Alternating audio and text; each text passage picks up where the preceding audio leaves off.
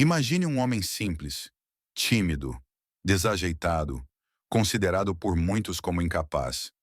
Um homem que mal sabia estudar, que esquecia as palavras, que era visto quase como um fardo pela própria família. E ainda assim, diante do mistério divino, ele começava a flutuar. Não em histórias inventadas, não em lendas populares, mas em relatos oficiais, registrados pela própria igreja. Esse homem existiu, e seu nome era São José de Cupertino. José nasceu em 1603, em uma pequena cidade do sul da Itália. Sua infância foi marcada pela pobreza, pela dificuldade e pela rejeição. Ele era um menino distraído, lento, sempre perdido em pensamentos. Enquanto outras crianças trabalhavam, estudavam ou ajudavam com habilidade, José tropeçava, quebrava coisas, se confundia e era tratado com impaciência. Sempre com a cabeça nas nuvens. Acha mesmo que vai ser alguém importante? Mal consegue olhar pra gente. Deve estar rezando pra fugir daqui, hein? É, sonhador demais, não entende nada do mundo real. Cuidado pra não tropeçar nas próprias asas, santo. Vamos, deixa ele ir. Ele nem escuta. Recebia apelidos duros. Ouviu muitas vezes que não servia para nada, mas havia algo silencioso dentro dele, algo profundo. José carregava uma sensibilidade incomum para as coisas de Deus. Passava longos momentos em oração. Chorava diante das imagens de Cristo. Sentia uma proximidade com o sagrado que ninguém ao redor conseguia entender. Ainda jovem, ele tentou ingressar na vida religiosa, mas as portas pareciam sempre se fechar. Considerado incapaz para o estudo, foi rejeitado em várias comunidades. Onde chegava, causava pena e incômodo. Até que, por misericórdia, os franciscanos o aceitaram. Não como religioso pleno, mas como simples servente.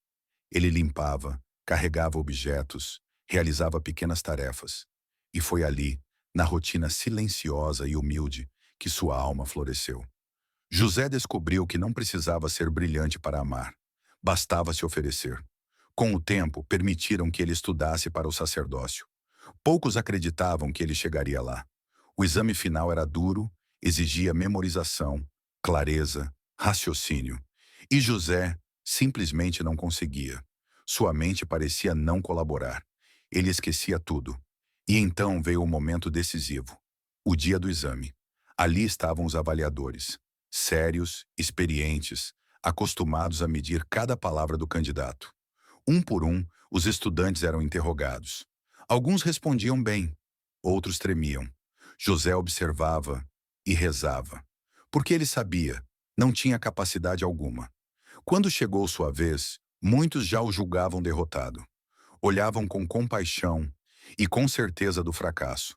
Mas algo inexplicável aconteceu. O examinador abriu o livro de perguntas. Tinha diante de si inúmeros temas possíveis. Poderia escolher qualquer assunto. E, sem saber, escolheu exatamente o único tema que José havia conseguido estudar. A única passagem que sua mente frágil havia retido. A única resposta que ele sabia. José respondeu com simplicidade. Não falou bonito. Não impressionou intelectualmente. Apenas disse o que sabia. O suficiente. E foi aprovado. Coincidência? O destino? Ou providência divina? Para muitos, aquele instante foi um sinal. Um lembrete de que, quando a lógica humana chega ao limite, algo maior pode agir. Para José, foi apenas fé. Ele foi ordenado sacerdote. E foi então que os fenômenos começaram a se tornar impossíveis de ignorar. Durante as missas, orações e procissões, José entrava em profundo êxtase espiritual. Era como se sua alma se desligasse do mundo. E diante do espanto de todos, ele começava a levitar. Sim, seu corpo se erguia do chão. Freiras relataram, monges relataram, nobres relataram. A igreja registrou. Não foram 2 ou 3 episódios. Foram dezenas, talvez centenas. Às vezes bastava ouvir o nome de Jesus, ou contemplar o presépio do Natal, ou ver um cordeiro. A ternura sobrenatural invadia sua alma. E então, ele flutuava, imóvel, silencioso, como se o céu o puxasse pela alma. As pessoas choravam. Algumas fugiam apavoradas. Outras ficavam ajoelhadas. E no centro de tudo, estava ele, um homem simples, com os pés suspensos no ar, Mas esse dom não trouxe glória, trouxe inquietação. A igreja prudente temia exageros e enganos. O Santo Ofício o investigou. Queriam entender. Ele foi isolado, transferido, escondido do público. Passou anos praticamente em clausura, sem reclamar, sem resistir, obediente, serene, humilde, porque José nunca buscou espetáculos. Pelo contrário, pedia a Deus que escondesse aquilo. Sentia vergonha. Queria ser apenas um frade simples, um servo silencioso. Mesmo assim, o mistério o acompanhava. Conta-se que um dia ele viu um passarinho pousar na janela e, tomado por um amor profundo pela criação, começou a flutuar. Em outro momento, diante do presépio, sua alma se incendiou de ternura e ele acendeu novamente. Mas talvez o maior mistério não esteja nos voos. Está no coração. José não era um grande intelectual. Não escreveu tratados.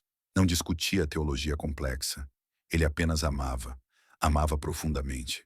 E sua vida inteira parecia gritar ao mundo: o céu escolhe os pequenos. Ele morreu em 1663. Em silêncio. Sem espetáculo. Sem plateia. Apenas um homem cansado, entregando sua alma a Deus. Anos depois foi reconhecido como santo.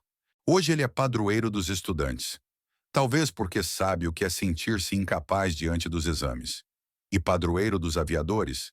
Talvez porque o céu nunca lhe foi estranho.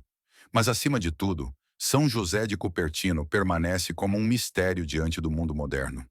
Como um homem tão simples, tão limitado, tão esquecido pelos padrões humanos, pode ter vivido uma experiência tão extraordinária? Milagre, fenômeno psíquico, evento espiritual? Cada um pode interpretar à sua maneira. Mas talvez o verdadeiro convite seja outro. Talvez sua história nos lembre que o valor humano não está no brilho, na inteligência, na grandeza aparente.